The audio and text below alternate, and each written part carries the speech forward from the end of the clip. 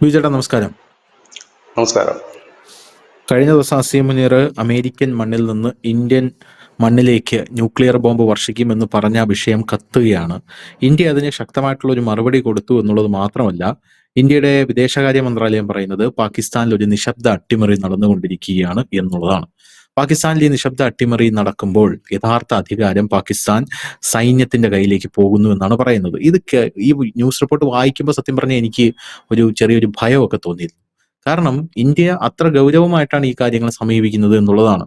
India തിങ്കളാഴ്ച പാകിസ്ഥാനെ രൂക്ഷമായി വിമർശിച്ചു. കരസേനാ മേധാവി അസീം മുനീറിന്റെ പ്രസ്താവന നിശബ്ദ അട്ടിമറി നടക്കുകയാണെന്ന് പറഞ്ഞു. പോരാത്തതിന് ഇന്ത്യ ഏറ്റവും ആശങ്കപ്പെടുന്നത് കാര്യം എന്ന് പറഞ്ഞാൽ പാകിസ്ഥാൻ നിരന്തരം ഇപ്പോൾ ആണവ ഭീഷണി മുഴക്കുകയാണ്. ആണവ ഭീഷണി മുഴക്കുമ്പോൾ ഈ പാകിസ്ഥാനിലെ ആണവ ആയുധങ്ങളാണ് ഭീഷണി നേരിടുന്നത് എന്നാണ് ഇന്ത്യ പറയുന്നത്.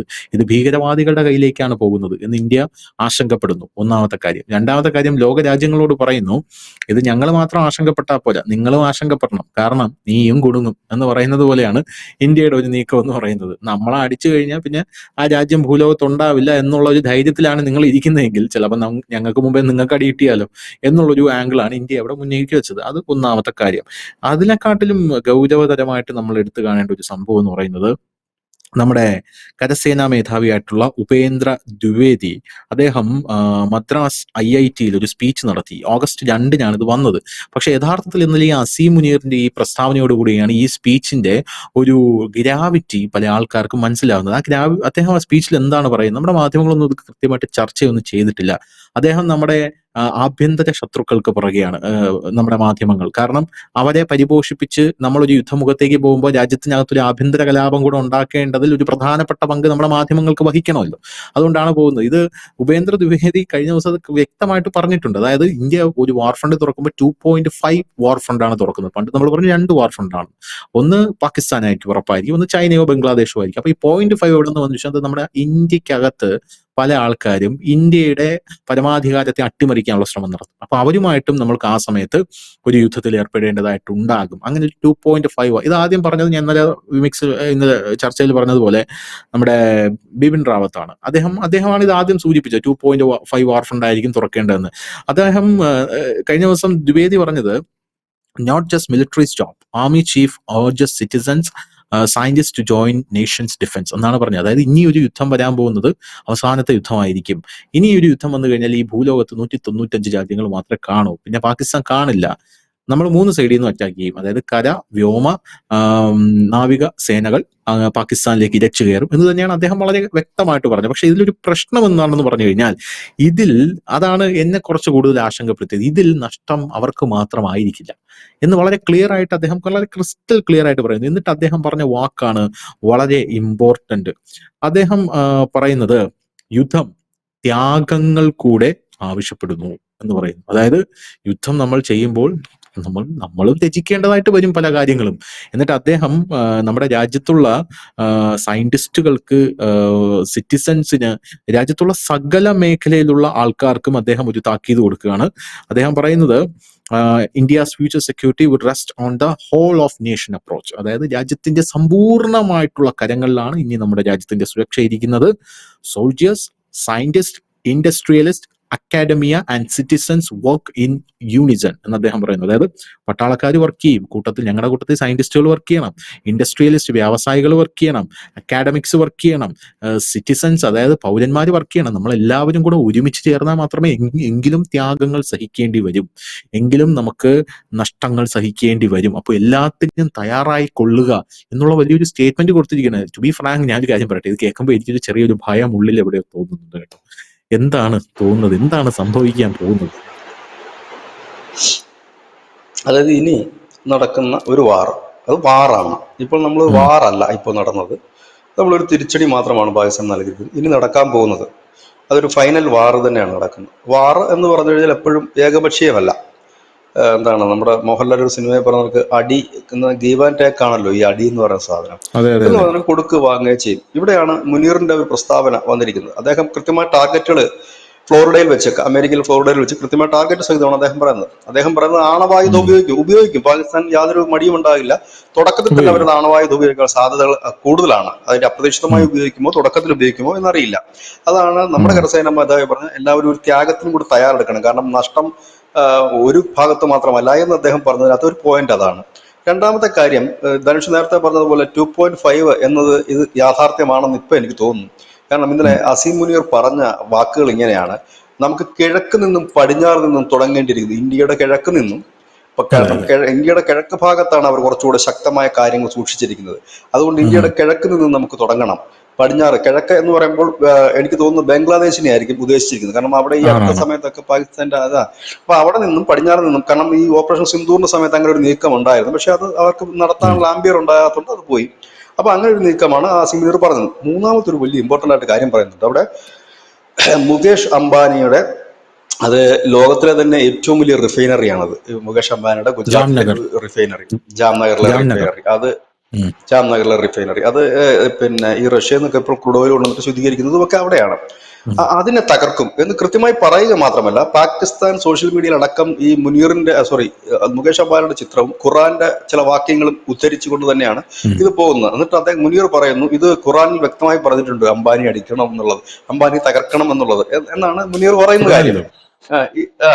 മതഗ്രന്ഥത്തിൽ പറയുന്നുണ്ടെന്നാണ് അദ്ദേഹം പറയുന്നത്. അതായത് ഒരുപക്ഷെ അംബാനിയുടെ പേര് പറയുന്നുണ്ടാവില്ലായിരിക്കാം, അങ്ങനെയാണ് പറയുന്നത്. ഞങ്ങൾ എല്ലാ തരത്തിലും, അതായത് അവർ ഉദ്ദേശിക്കുന്നത് എന്താണെന്ന് വെച്ച് കഴിഞ്ഞാൽ, ഇപ്പൊ ഇന്ത്യൻ കറൻസിയിൽ കണക്ക് കൂട്ടിക്കഴിഞ്ഞാൽ ഈ ബ്ലൂബർഗിന്റെയും ഒക്കെ കണക്ക്, മണിയം ലണ്ടയുടെയും അതുപോലെ ബ്ലൂബർഗിന്റെയും ഒക്കെ പുതിയ റിപ്പോർട്ട് പ്രകാരം മുകേഷ് അംബാനി 100 കോടി ബില്യൺ ഡോളർ ക്ലബിലെ അംഗമാണിപ്പോ. അതായത് 100 കോടി ബില്യൺ ഡോളറിന് മുകളിലാണ് അദ്ദേഹത്തിന്റെ ആസ്തി. നമ്മുടെ ഇന്ത്യൻ കറൻസിയിൽ അത് കണക്കൂട്ടി നോക്കിക്കഴിഞ്ഞാൽ 8.5 ലക്ഷം കോടി രൂപ അദ്ദേഹത്തിന്റെ ആസ്തിയാണ്. പാകിസ്ഥാനിലെ വർഷത്തിലെ ബഡ്ജറ്റ്, അതായത് 2024-25 budget എത്രയാണെന്നറിയാമോ? 4.5 lakh crore Indian rupees. അതായത് ഒരു രാജ്യത്തിന്റെ ബഡ്ജറ്റിന്റെ ഡബിൾ ആണ് ഇന്ത്യയിലെ ഒരു ബിസിനസ്സുകാരന്റെ ആസ്തി. അപ്പോൾ ഇതിനൊക്കെയുള്ള ബിസിനസ്സുകാരാണ് ഇന്ത്യയെ മുമ്പോട്ട് നയിക്കുന്നത്. അപ്പൊ ആ ബിസിനസ്സുകാരെ തകർക്കുക, ഇന്ത്യയുടെ സാമ്പത്തികം തകർക്കുക. ഇവിടെ ശ്രദ്ധേയമായ ഒരു കാര്യം, എവിടെ വെച്ചാണ് ഈ മുനീർ ഇത് പറഞ്ഞത്? അമേരിക്കയിലെ ഫ്ലോറിഡയിൽ വെച്ച്. അവരുടെ അമേരിക്കയുടെ ചരിത്രത്തിൽ തന്നെ ആദ്യമായിട്ടാണ് ഒരു കരസേനാ മേധാവി തങ്ങളുടെ അമേരിക്കയിൽ വന്നിട്ട്, വേറൊരു രാജ്യത്തിന്റെ കരസേനാ മേധാവി അമേരിക്കയിൽ വന്നിട്ട് ഇങ്ങനെയുള്ള ഭീഷണി മുഴക്കുന്നതെന്നാണ് പെന്റഗണിലെ മുൻ ഉദ്യോഗസ്ഥരടക്കം പറയുന്നത്. അപ്പോൾ ഇവിടെ ശ്രദ്ധേയമായ ഒരു കാര്യം എന്ന് പറഞ്ഞു കഴിഞ്ഞാൽ, ഇത് ട്രംപ് പറഞ്ഞിട്ട് അതേ ഡയലോഗുകളാണ് പുള്ളി പറയുന്നത്. ആണവായുധം ഉണ്ടാകും. ട്രംപ് ഇപ്പം ഈ ആകപ്പാട് ഇളകി കിടക്കുകയാണ്. ആണവായുധം ഉണ്ടാകും എന്നുള്ളത് നമ്മുടെ ഭീഷണി. രണ്ടാമത്തെ കാര്യം, റിലയൻസ് അടക്കം തകർക്കുമെന്ന് പറയുമ്പോൾ ഈ റഷ്യയുടെ ക്രൂഡ് ഓയിൽ കൊണ്ടുവരുന്ന, അവിടെ ശുദ്ധീകരിക്കുന്ന ആ സംഭരണശാലകളടക്കം തകർക്കും എന്നുള്ള ഭീഷണി മുനീറിനെ കൊണ്ട് മുഴക്കിക്കുന്നത് ട്രംപാണ്. അതൊരു പകൽ പോലെ യാഥാർത്ഥ്യമാണ്. മുമ്പൊക്കെ അമേരിക്ക സൈലന്റ് ആയിട്ട് നിന്നുകൊണ്ട് പാകിസ്ഥാനെ കൊണ്ട് പണി നടത്തിക്കൊണ്ടിരിക്കുകയായിരുന്നു. ഇപ്പോഴങ്ങനെയല്ല, പരസ്യമായി തന്നെ മുനീറിനെ വിളിക്കുന്നു, അത്താഴം കൊടുക്കുന്നു, ഉണ്ട് കഴിഞ്ഞിട്ട് പറയുന്നു, ഇന്ന കാര്യങ്ങൾ വിളിച്ച് പറഞ്ഞാക്കാൻ പറയുന്നു. ഇതെല്ലാം ഉണ്ട്. ഇത് ട്രംപ് ഡയറക്റ്റ് തന്നെ കളിക്കാൻ ഇറങ്ങുന്ന ഒരു ഇതാണ്. ഇതോടൊപ്പം നമ്മുടെ ഇന്ത്യക്കുള്ളിലും പഴയ എല്ലാ ടീമുകളും ഒത്തുകൂടിയിട്ടുണ്ട്. ഇതൊരു നല്ല അവസരമാണെന്ന് കണ്ട് ഈ നമ്മൾ ശ്രദ്ധിച്ച് കുറെ പെട്ടെന്നൊരു പ്രതിഷേധം പൊട്ടിപ്പുറപ്പെട്ടു. അതെ, ഇത് ഞാൻ അതിന്റെ കാര്യങ്ങൾ ഞാൻ പറഞ്ഞുതരാം. ഈ താരിഫ് ഉയർത്തുകയും വ്യാപാര കരാറിൽ നടക്കാത്തൊരു സാഹചര്യം വരികയും ചെയ്തപ്പോൾ പെട്ടെന്ന് തെരഞ്ഞെടുപ്പിന്റെ അതിൽ വ്യാജ വോട്ടർ എന്ന് പറഞ്ഞുകൊണ്ട് രാഹുൽ ഗാന്ധിയും സംഘവും പ്രതിപക്ഷ പാർട്ടികളും രംഗത്തെത്തുന്നു.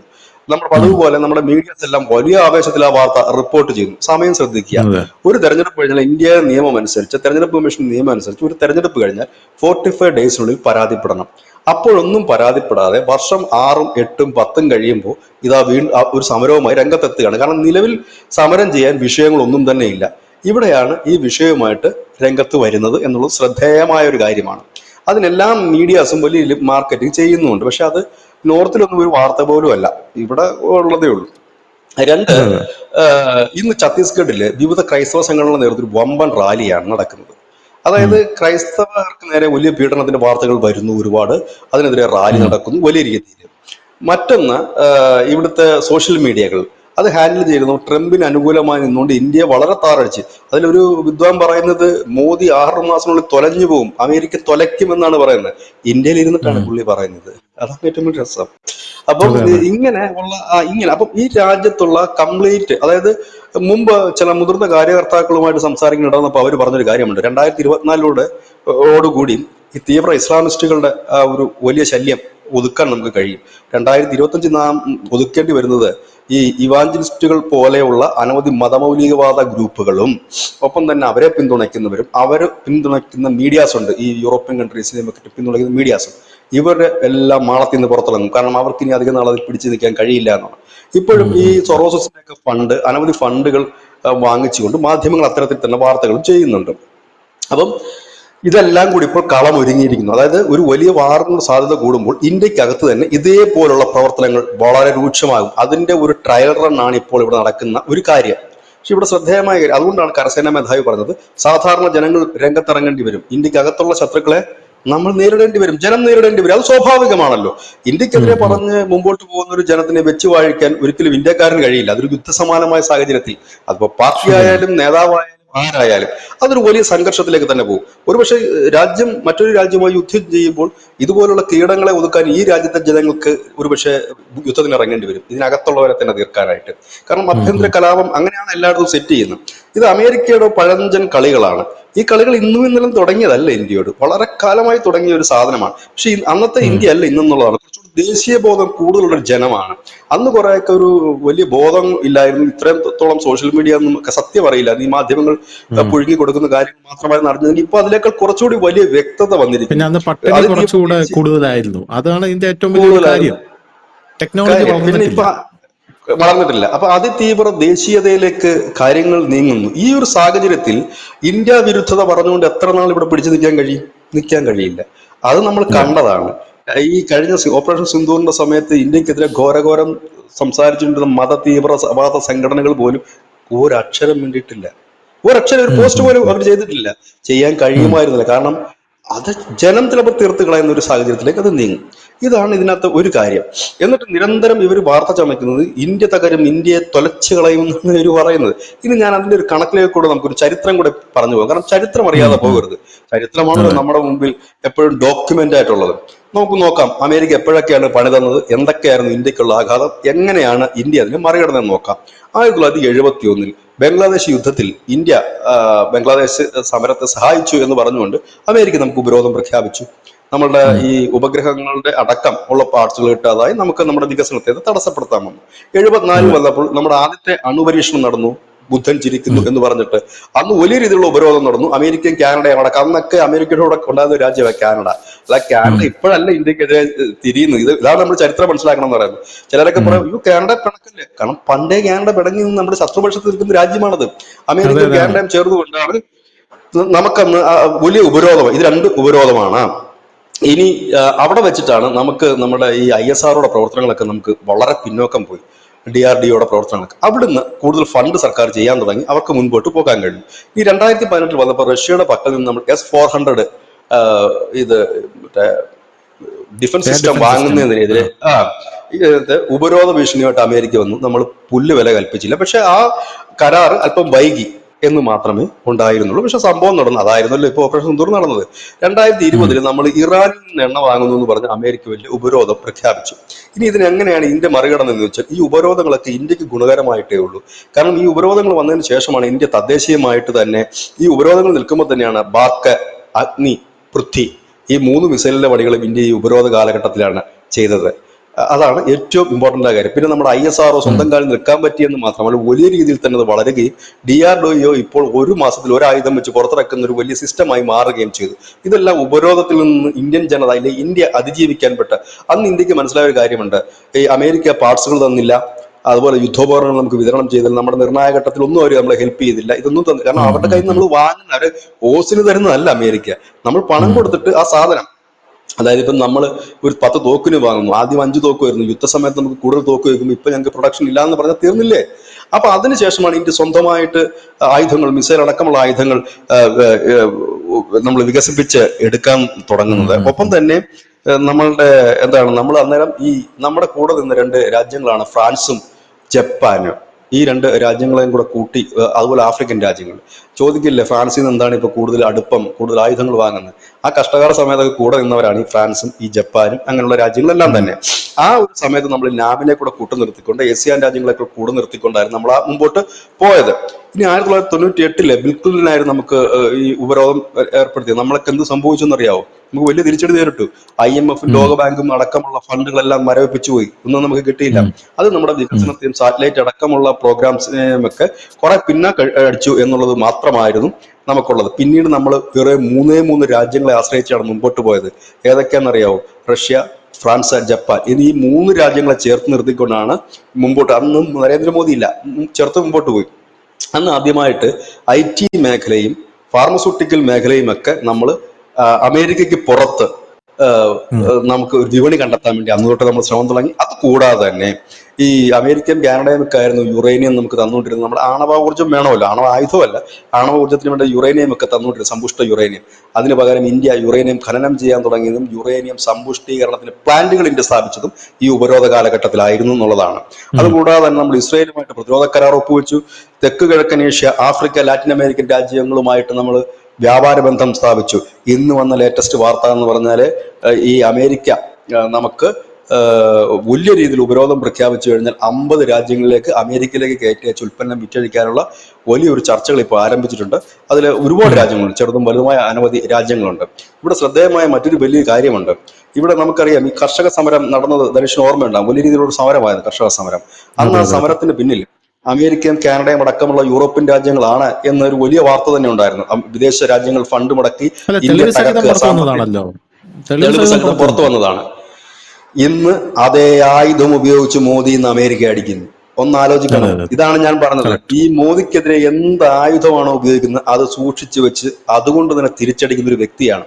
അന്ന് ഈ അമേരിക്കയും കാനഡയും അടക്കമുള്ള രാജ്യങ്ങൾ കളിച്ചിട്ടാണ് ഈ കർഷക സമരം ഇവിടെ ഉണ്ടായതും കാർഷിക നിയമങ്ങൾ പിൻവലിക്കേണ്ടി വന്നതും വലിയ ലഹളകൾ ഇവിടെ ഉണ്ടായി, വലിയ രീതിയിലുണ്ടായി. പക്ഷേ ഇന്ന് അതേ നയമാണ് മോദി പറയുന്നത്. കർഷകരെ ദ്രോഹിച്ചിട്ട് ഒരു കരാറും എനിക്ക് വേണ്ടെന്ന് പറയുമ്പോൾ അമേരിക്ക ഇപ്പോൾ ചിന്തിക്കുന്നുണ്ടാകും, അന്ന് അവന്മാർക്ക് ഇത് ഇളക്കി വെച്ചതുകൊണ്ടല്ലേ, ഇല്ലെങ്കിൽ ഞങ്ങൾക്ക് ഇത് കരാർ നമുക്ക് എന്തെങ്കിലും സെറ്റാക്കാം. ഇനി $2 ബില്യൺ നഷ്ടം വരുമെന്നാണ് പറയുന്നത് അമേരിക്കയുമായിട്ട് വ്യാപാരം നമ്മൾ നിർത്തിയാൽ.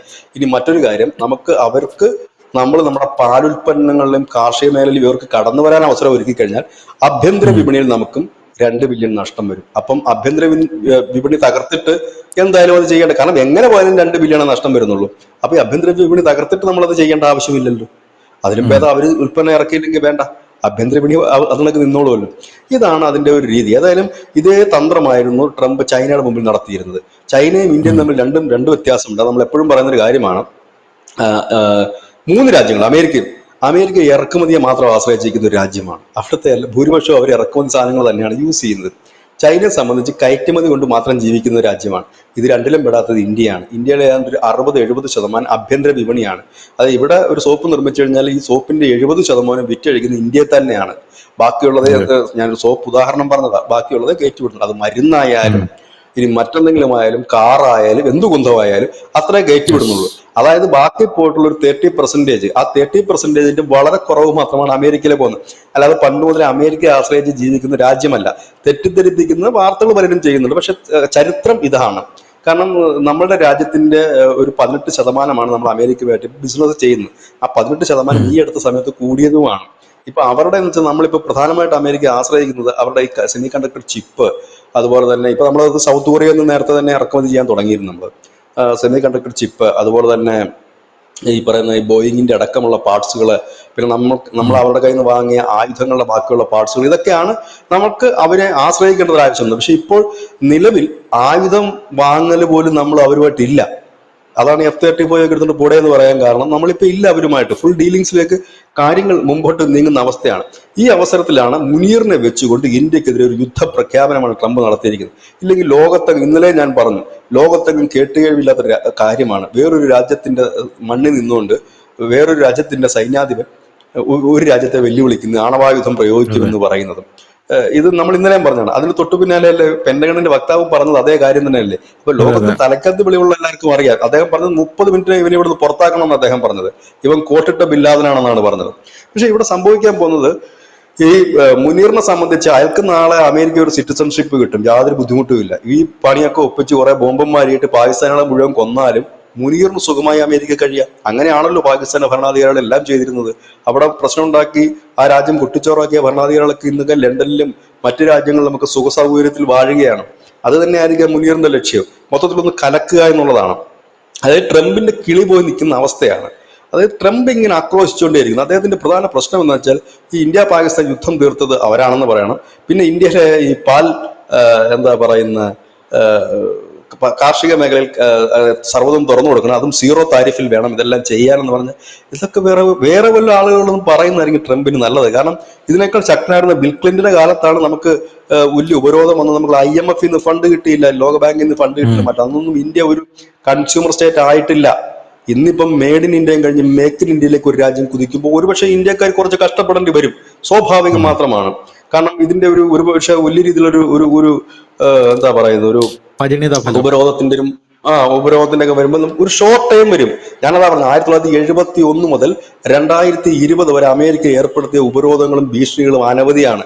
അതിനെയൊക്കെ അതിജീവിച്ച് നീ ഒരു കാര്യം കൂടെ നോക്കണം. ഈ 71 നമ്മൾ പിച്ചവെച്ച് നിൽക്കുന്ന പ്രായമാണ്, ഇന്ദിരാഗാന്ധിയുടെ സമയമാണ്, പിച്ചവെച്ച് നിൽക്കുന്ന പ്രായമാണ്. അതിനുശേഷം വാജ്പേയിയുടെ സമയം വരുമ്പോഴത്തേനും ഒന്ന് തുമ്മിയ താഴെ പോകുന്നൊരു മന്ത്രിസഭയായിരുന്നു വാജ്പേയിക്ക് ഉണ്ടായിരുന്നത്. 28 സഖ്യകക്ഷികളായിരുന്നു അതിനകത്ത് ഉണ്ടായിരുന്നത്. അതൊക്കെ മാറി ഇന്ത്യ വേറെ ലെവലായി. ഇവിടെയാണ് നരേന്ദ്രമോദി ഒരു അക്ഷരം മിണ്ടാതെ കൂളായിട്ട് പുള്ളിയുടെ വഴിക്ക് പോകുന്നത്. കാരണം ഒരു ഭാഗത്ത് ട്രംപ് രാവിലെ തൊട്ട് വൈകുന്നേരം വരെ പിച്ചും പേയും പറയുമ്പോൾ ഇപ്പുറത്ത് അതിന് നേരെ മറുപടി പറയുകയല്ല ഇന്ത്യ ചെയ്യുന്നത്, ചെയ്ത് കാണിച്ചു കൊടുക്കുകയാണ് ചെയ്യുന്നത്. അതായത് കൃത്യമായി തന്നെ, അതായത് മുട്ടിലെഴയണ്ട, മുട്ട് മടക്കില്ല എന്നുള്ളത് ഓരോ ഇന്ത്യക്കാരന്റെ ആത്മാഭിമാനത്തിനെ തന്നെയാണ് മോദി ഉയർത്തിപ്പിടിച്ചിരിക്കുന്നത്. അതിനകത്ത് യാതൊരു ഡൗട്ടും ഇല്ല. പിന്നെ അമേരിക്കയൊക്കെ പിന്തുണച്ചുകൊണ്ട് ചില ആൾക്കാരുടെ സ്വപ്നം കിനാശേരി എന്ന് പറയുന്നൊരു സാധനം അങ്ങനെയാണ്. അതായത് ട്രംപ് വരും, ട്രംപ് വന്ന് മോദിയെ തകർക്കും, അങ്ങനെ ഇന്ത്യ വല്ലാത്ത നാശത്തിലേക്ക് വരും, അപ്പൊ ഇവരുടെ ദൈവരാജ്യം ഇവിടെ വരും, ട്രംപ് ആയിരിക്കും മുകളിലിരിക്കുന്ന അപ്പോസ്തലൻ എന്നുള്ള രീതിയിലാണ് കുറെ മാധ്യമങ്ങളും കുറെ ഊളകളും കൂടെ രംഗത്തിറങ്ങുന്നത്. പക്ഷെ ഇതിനൊരു കാലമുണ്ട്. അതായത് ഒരു ശക്തമായ രാജ്യം ഒരു പ്രതിസന്ധിയിലേക്ക് നീങ്ങുകയും ഒരു യുദ്ധത്തിലേക്ക് നീങ്ങുകയും ചെയ്താൽ ഈ ജനം തന്നെ ഇത്തരം ടീമുകളെ തെരുവിൽ കൈകാര്യം ചെയ്യുന്ന രീതിയിലേക്ക് കാര്യങ്ങൾ അത് ഒരുപക്ഷെ മാറിയേക്കാം. അതുകൊണ്ടാണ് പറയുന്നത് നമ്മുടെ രാജ്യത്തിനകത്തുള്ള ശത്രുക്കളെ നാം കരുതിയിരിക്കണം എന്ന് പറഞ്ഞു. കാരണം സേനയ്ക്ക് ഒരു വലിയ ഡ്യൂട്ടിയുണ്ട്. ആ ഡ്യൂട്ടി അവർ അതിർത്തിക്ക് സമീപമാണ് എങ്കിൽ ഈ അതിർത്തിക്ക് അകത്ത്, അത് നമ്മുടെ ഇന്ത്യൻ അതിർത്തിക്കുള്ളിൽ നടക്കുന്ന ഇത്തരം വിധ്വംസ പ്രവർത്തനങ്ങൾ നമ്മൾ കാണാതെ പോകരുത്. ഏതായാലും ഒരു വലിയ യുദ്ധം ആസന്നമാണ്. അത് തന്നെയാണ് കരസേനാ മേധാവി പറഞ്ഞത്. ഒരു ലാസ്റ്റ് യുദ്ധത്തിന് നമ്മൾ തയ്യാറെടുക്കുന്നു. ഇത് ഇന്ത്യയിൽ മാത്രം ഒതുങ്ങുന്ന ഒരു യുദ്ധമായിരിക്കില്ല എന്നുകൂടി നമ്മൾ പറയാൻ ആഗ്രഹിക്കുന്നു. കാരണം നമ്മൾ മുമ്പ് പറഞ്ഞിരുന്നു, ഇതിന്റെ തുടക്കം എവിടുന്നാണെന്ന് മാത്രം അറിഞ്ഞാൽ മതി. ഒരു വലിയ അടി ലോകം മുഴുവൻ കറങ്ങി നടിക്കും. ഏതായാലും അന്ത്യക്രിസ്തു എന്ന് ഡൊണാൾഡ് ട്രംപിനെ പലരും പറയാറുണ്ട്. അക്ഷരാർത്ഥത്തിൽ അത് ശരിയാണെന്ന് തന്നെയാണ് എനിക്കിപ്പോൾ തോന്നുന്നത്. അന്ത്യക്രിസ്തു വന്നിരിക്കുന്നു, അദ്ദേഹത്തിന്റെ മധുവിധുവൊക്കെ കഴിഞ്ഞിരിക്കുന്നു. ഇനി കാര്യത്തിലേക്ക് കടക്കാം. ഏതായാലും ഞാൻ പറഞ്ഞില്ലേ, ഈ നമ്മുടെ കരസേനാ മേധാവി പറഞ്ഞത് ശരിയാണ്. ഒരു സൈഡിൽ മാത്രമല്ല ലാഭം, രണ്ട് സൈഡിലും ലാഭവും നഷ്ടവും ഒക്കെ ഉണ്ടാകും. യുദ്ധം അങ്ങനെയാണ്. അതല്ലാതെ ഒരു ഭാഗത്ത് മാത്രം നമ്മൾ അടിച്ചൊതുക്കി ജയിക്കുകയല്ല. നമ്മൾ കണ്ടതാണ്, കരുത്തരായ ഇസ്രായേൽ പോലും പലപ്പോഴും മിസൈലുകൾ ഏറ്റുവാങ്ങേണ്ടി വരുന്നത്. ഇറാന്റെയൊക്കെ മിസൈലുകൾ അവിടെ പതുക്കുകയുണ്ടായി. അങ്ങനെ വലിയ രീതിയിൽ തന്നെ ഉണ്ട്. എന്തുകൊണ്ടാണ് അമേരിക്ക ഇറാനിൽ നിന്ന് അടിനിർത്തി പോകാൻ കാരണം? അവരുടെ ഖത്തറിലുള്ള ബേസ് അടിച്ചു ഇറാൻ. അവിടെ കൊണ്ടാണ് അവർക്ക് മനസ്സിലായത് അടി ഇവന്മാർ വേറെ വഴിക്ക് തരുന്നത്. കാരണം അടി തിരിച്ചടി എന്ന് പറയുന്നത് ഒരാളുടെ മാത്രമല്ലല്ലോ, അങ്ങോട്ടും ഇങ്ങോട്ടും നൽകുകയും വരും. അപ്പൊ അതും കൂടെ സാക്രിഫൈസ് ചെയ്യാനായിട്ടുള്ള ഒരു മൈൻഡ് ഉണ്ടാകണം. അത് ഇന്ത്യയിലെ ബഹുഭൂരിപക്ഷം ജനത്തിനുണ്ട്. കാരണം നമ്മൾ ആദ്യമായിട്ടല്ല ഇതിനൊക്കെയുള്ള ഒരു യുദ്ധത്തിനെയും കാര്യത്തിലും ഒക്കെ നമ്മൾ ഫേസ് ചെയ്യുന്നത്. 71, 65 അങ്ങനെ നീണ്ടു കിടക്കുകയാണ് നമ്മുടെ ചരിത്രം. പക്ഷെ ആ കാലഘട്ടത്തിൽ നിന്ന് ഇപ്പോഴത്തെ കാലഘട്ടത്തിന് വലിയ പ്രത്യേകതയുണ്ട്. കാരണം അന്നത്തെ പോലെ അല്ല ഇന്ന് എന്നുള്ളതാണ്. കാരണം ഇന്ത്യ ഇന്നൊരു പവർ തന്നെയാണ്. അത് മനസ്സിലാകാൻ പറ്റാത്തവർക്ക് പറഞ്ഞിട്ട് കാര്യവുമില്ല.